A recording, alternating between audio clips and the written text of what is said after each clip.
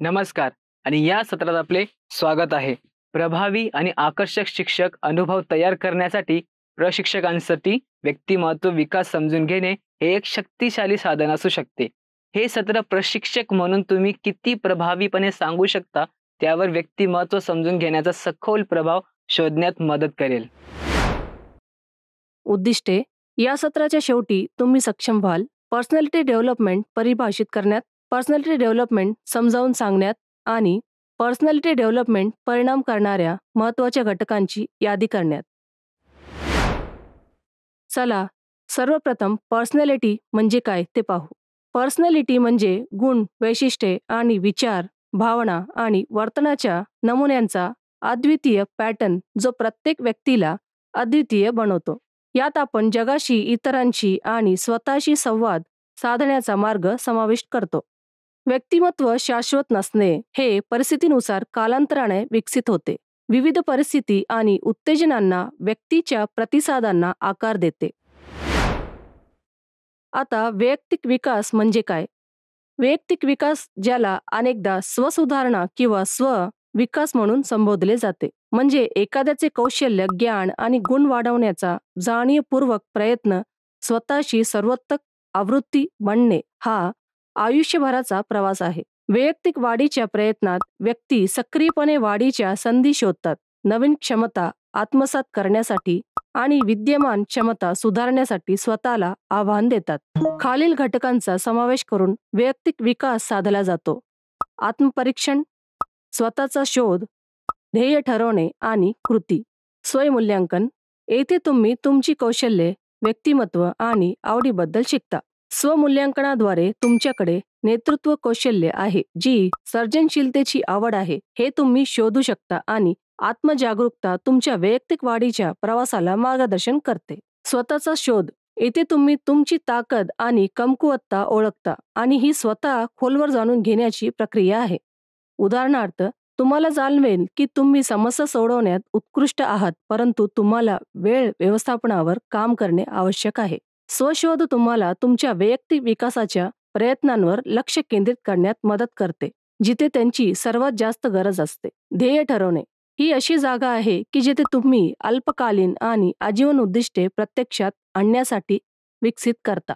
ध्येय ठरवणे तुमच्या वैयक्तिक विकासाला दिशा देते. उदाहरणार्थ, दर महिन्याला ठराविक संख्येने पुस्तके वाचण्याचे विशिष्ट उद्दिष्ट निश्चित केल्याने तुमचे ज्ञान वाढू शकते आणि वैयक्तिक वाढीस हातभार लागतो.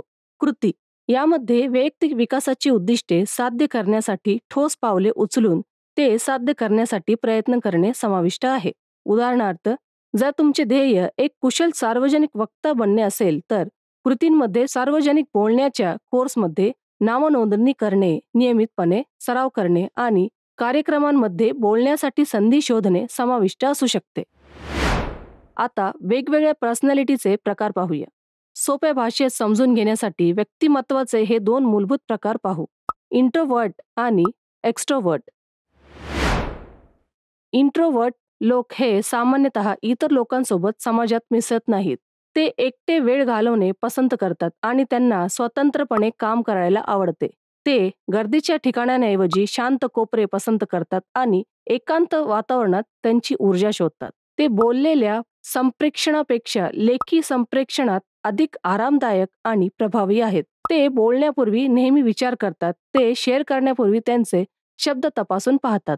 दुसरीकडे एक्स्ट्रोवर्ट लोकांना लोकांची समाजात मिसळणे आवडते. ते सामाजिक गटांमध्ये उत्कृष्ट आहेत आणि इतरांशी संवाद साधून ऊर्जा मिळवतात.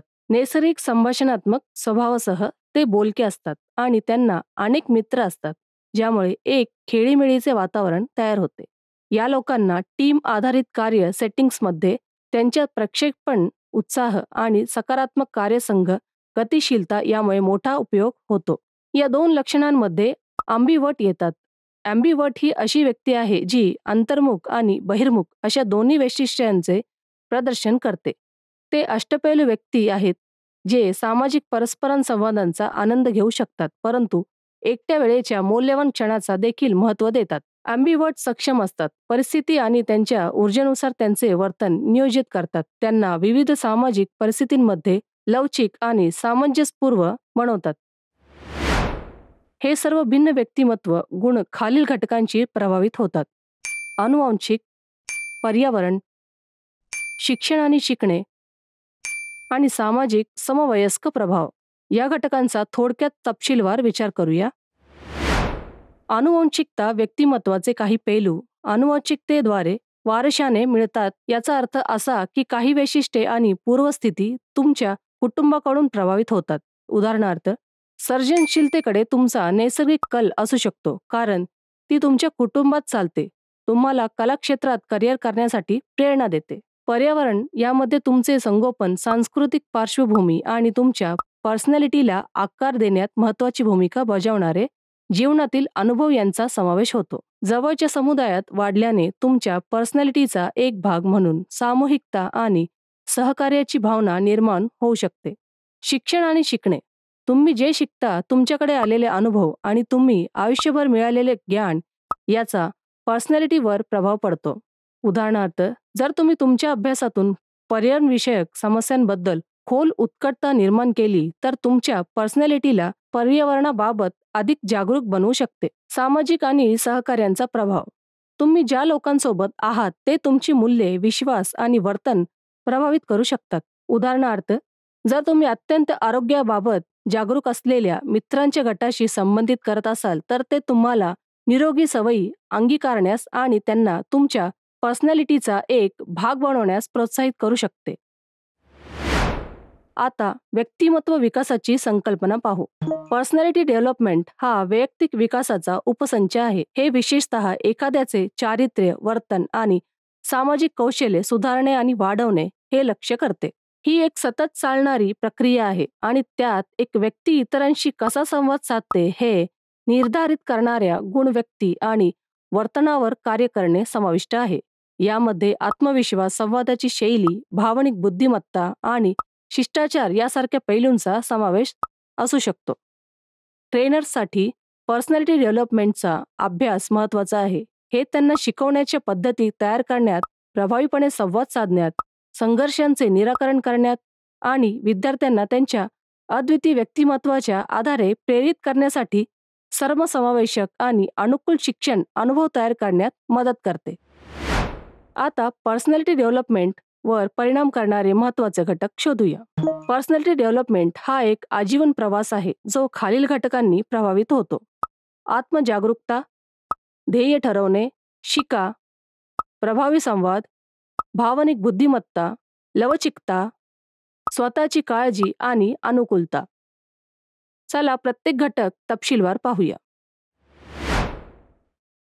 स्वजागरूकता हा पर्सनॅलिटी डेव्हलपमेंटचा पाया आहे. तुमचे सामर्थ्य, कमकुवतता, मूल्ये आणि विश्वास समजून घेणे तुम्हाला वैयक्तिक विकासाबद्दल माहितीपूर्ण निवडी करण्यात मदत करते.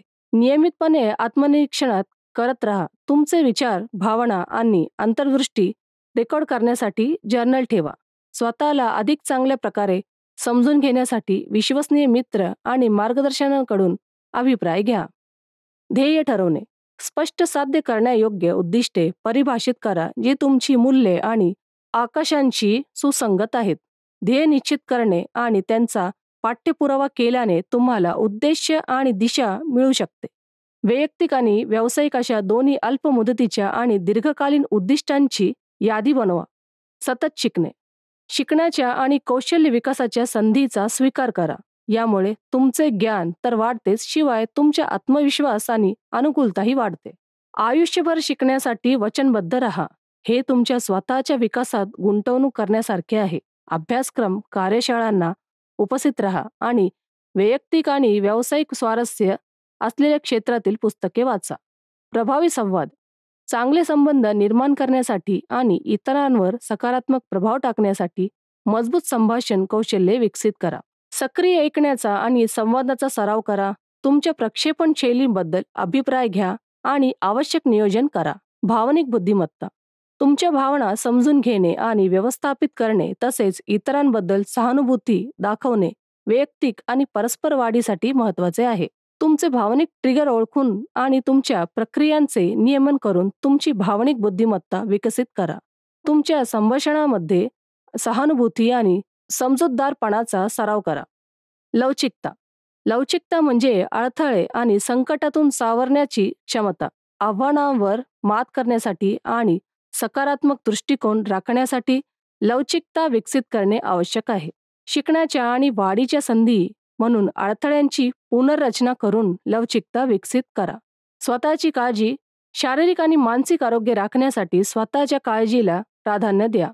हे उत्कृष्टतेचा पाया भावनिक बुद्धिमत्ता आणि आव्हानांना प्रभावीपणे प्रतिसाद देण्याची क्षमता प्रदान करते. नियमित व्यायाम, संतुलित आहार, पुरेशी झोप, ध्यानधारणा आणि नियमितपणे तुमचे मानसिक आरोग्य तपासणे याचा समावेश असलेली स्वतःची काळजी घेण्याची दिनचर्या तयार करा.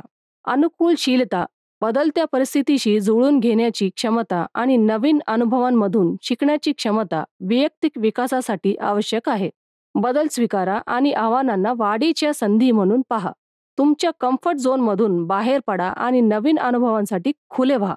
थोडक्यात, ज्याप्रमाणे आपण आपल्या सेलफोनची कार्यक्षमता आणि क्षमता वाढवण्यासाठी उत्सुकतेने अपडेट करतो, त्याचप्रमाणे आपण हे लक्षात ठेवले पाहिजे की पर्सनॅलिटी डेव्हलपमेंट ही एक सतत चालणारी प्रक्रिया आहे, जी आपल्याला स्वतःची अद्ययावत आणि सुधारित आवृत्ती बनण्यास अनुमती देते. आपण सर्वोत्तम बनण्याचा सतत प्रयत्न करत असतो.